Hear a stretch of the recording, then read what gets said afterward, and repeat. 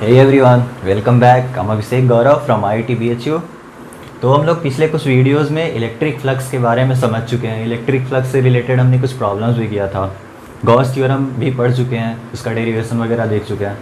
अब इस वीडियो में आते हैं, देखते हैं application of Gauss theorem in electric field calculation. तो अब इस वीडियो में हम करेंगे क्या, इस वीडियो में हम लोग देखेंगे, समझेंगे इलेक्ट्रिक फील्ड के कैलकुलेशन में गॉस थ्योरम का कैसे यूज़ करते हैं। अब देखते हैं, कुछ स्टेप्स वगैरह हैं जो कि आपको मतलब समझने हैं, याद रखने हैं, और इन्हीं स्टेप्स से ही आप मतलब कैलकुलेट कर सकते हैं। अब आते हैं, फर्स्ट स्टेप अपना क्या है, consider a closed surface surrounding the charges. अब इसमें समझना है कि हमें करना क्या होगा। तो हमारे पास कोई चार्ज पार्टिकल होगा या फिर चार्ज ऑब्जेक्ट, कुछ भी हो सकता है। अब उस चार्ज ऑब्जेक्ट के कारण, वो जो चार्ज ऑब्जेक्ट होगा उसके कारण किसी भी पॉइंट पे जो कि समथिंग r डिस्टेंस पे मौजूद होगा, उस पॉइंट पे हमें उस पॉइंट चार्ज या फिर जो भी चार्ज हो, उस चार्ज के कारण हमें इलेक्ट्रिक फील्ड फाइंड आउट करना होगा, जो कि हमें पता नहीं है। हालांकि पॉइंट चार्ज के बारे में तो हम लोग देख चुके हैं, उसका इलेक्ट्रिक फील्ड होता है KQ/r², बट फिर भी हम लोग गॉस थ्योरम के भी यूज से ये कैलकुलेट करेंगे अभी। तो हमें करना क्या होगा, सबसे पहले हमें एक गॉसियन सरफेस चूज करना होगा। अब वो गॉसियन सरफेस ऐसा होना चाहिए जो कि जिस भी पॉइंट पे हम इलेक्ट्रिक फील्ड फाइंड आउट करना चाहते हैं, वो पॉइंट उस गॉसियन सरफेस पे लाई करना चाहिए। अब देखिए, फर्स्ट स्टेप अपना ये, consider close surface surrounding the charges. मतलब चार्ज को सराउंड करते हुए हमें एक ऐसा क्लोज सरफेस कंसीडर करना है, सच दैट जैस मतलब अब यहाँ पे फर्स्ट पॉइंट है कि वो क्लोज सरफेस किस तरह का होना चाहिए। The point where we wish to calculate the electric field is on the surface. यानी जिस भी पॉइंट पे हमें इलेक्ट्रिक फील्ड फाइंड आउट करना है वो उस सरफेस पे लाई करना चाहिए। फर्स्ट पॉइंट ये हो गया।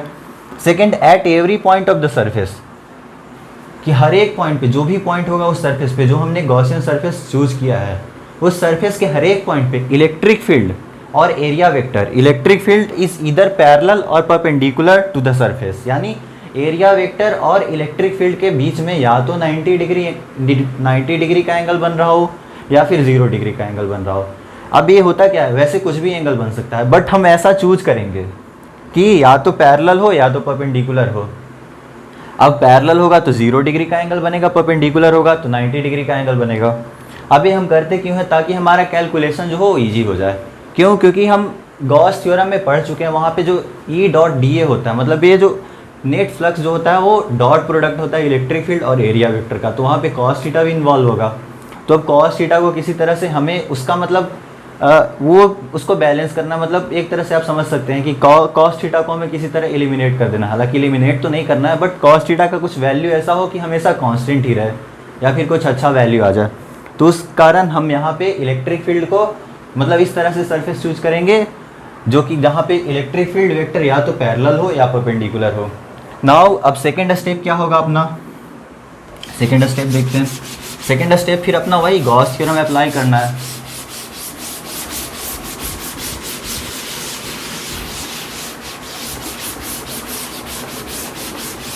तो जो स्टेप 2 अपना होगा वो होगा अप्लाई गॉस थ्योरम। अभी गॉस थ्योरम है क्या, गॉस थ्योरम है क्लोज इंटीग्रल ऑफ E.dA, यानी E.dA का जो भी क्लोज इंटीग्रल होगा वो बराबर होगा समेशन ऑफ Q इनक्लोज्ड, मतलब जो भी इनक्लोज चार्ज है, अपॉन एप्सिलॉन नॉट के बराबर। ये होता है अपना गॉस थ्योरम, और इसी का हमें यूज करना है सेकेंड स्टेप। यानी फर्स्ट स्टेप अपना गॉसियन सरफेस चूज करना है कुछ इस तरह से, ताकि जिस भी पॉइंट पे हमें इलेक्ट्रिक फील्ड कैलकुलेट करना है वो उस सरफेस पे लाई करे।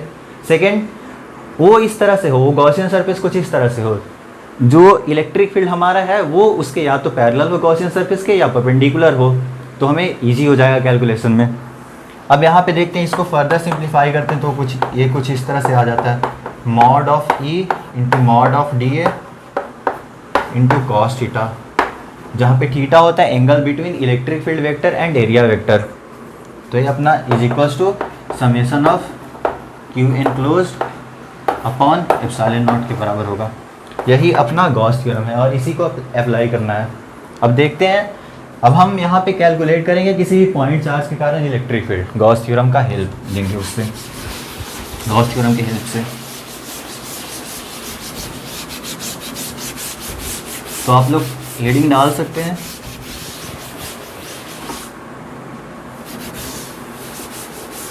हेडिंग होगा अपना इलेक्ट्रिक फील्ड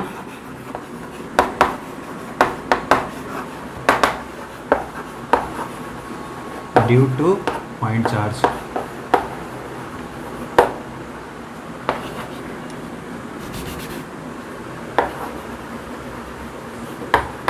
तो हमारे पास है क्या, एक बार सिचुएशन समझ लेते हैं। यहाँ पे हम लोग अब गॉस थ्योरम का यूज़ करेंगे और उससे पॉइंट चार्ज के कारण इलेक्ट्रिक फील्ड फाइंड आउट करेंगे किसी भी पर्टिकुलर डिस्टेंस पे।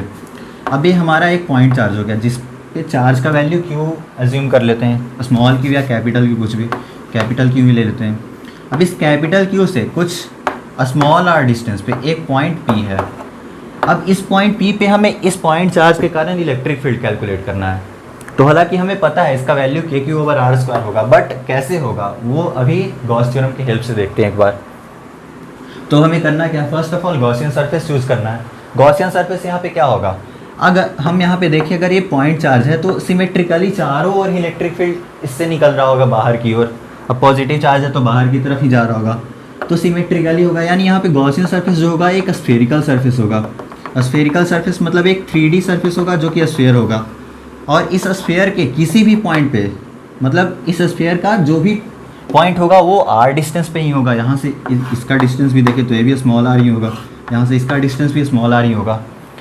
अब इस स्फेयर के किसी भी पॉइंट पे देखें तो इसका इलेक्ट्रिक फील्ड का मैग्नीट्यूड तो सेम ही होने वाला है, जो कि बराबर होगा। सिमेट्री से भी देख सकते हैं कि यहाँ से जितना डिस्टेंस पे ये मौजूद है उतना ही डिस्टेंस पे तो ये भी मौजूद है।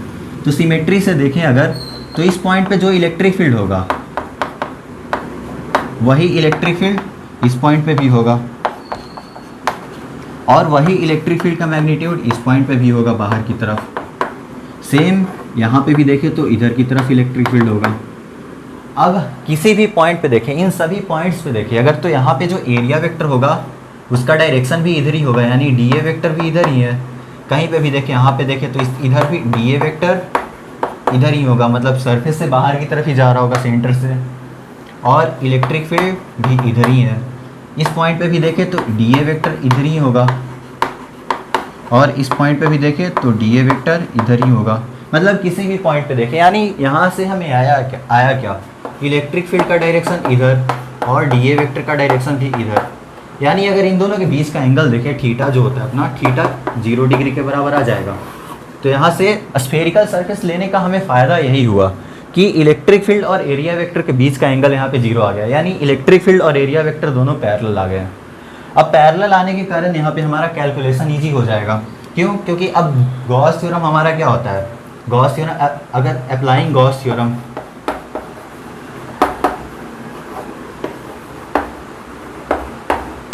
गॉस लॉ, तो यहाँ पे अपना होगा integral E dot D A is equals to summation of Q enclosed. तो अब इस सरफेस के अंदर कितना चार्ज एनक्लोज्ड है, इस सरफेस के अंदर तो केवल कैपिटल क्यू में चार्ज एनक्लोज्ड है। तो क्यू एनक्लोज्ड की जगह पे अपना क्या हो जाएगा, capital Q over epsilon not. ये तो अपना आ गया।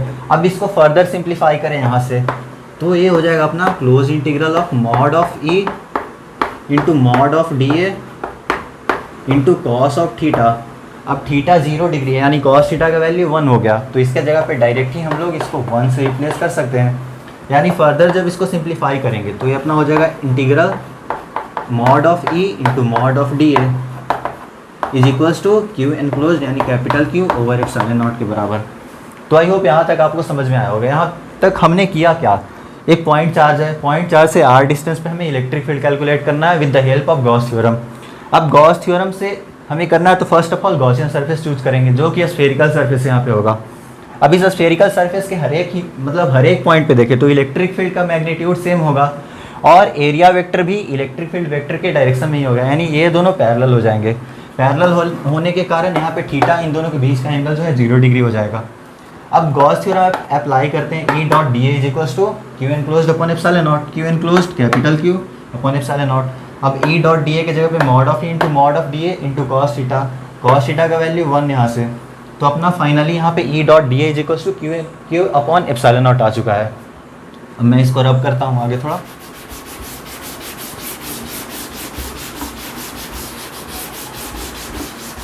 तो यहाँ से हमारे पास जो आया है वो mod of E into mod of D A is equals to Q upon epsilon naught आ चुका है।